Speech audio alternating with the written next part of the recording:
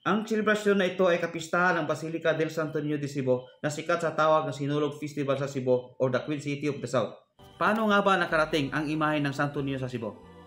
Noong 1521, ang imahe ng Santo Niño ay ipinadala sa Cebu ni Ferdinand Magellan, isang Portuguese explorer. Ito ay pinagkaloob niya kay Raha Humabon bilang tanda ng kanilang pagiging Kristiyano. Noong 1565, nasunog ang unang simbahan sa Cebu kung saan nakalagay ang imahe ng Santo Niño. Ang imahen ay natagpuan na hindi nasusunog at mula noon ay naging simbolo ng pag-asa at proteksyon para sa mga Cebuano. At sa parehong taon, naitayo din ang pangunahing simbahan ng Santo Niño sa Cebu. Ito ay ang simbahan ngayon ng Basilica del Santo Niño at patuloy itong binibisita ng mga devoto mula sa iba't ibang bansa.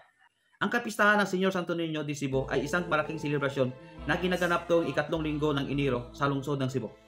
Ito ay isang mahalagang okasyon para sa mga Cebuano at sa mga devoto ng Santo Niño sa buong mundo. Ang selebrasyon ay nagsisimula sa isang prosesyon na naglalakbay mula sa Basilica del Santo Niño patungo sa Cebu City Hall. Ang selebrasyon na ito ay kinabibilangan ng mga sayawan, parada,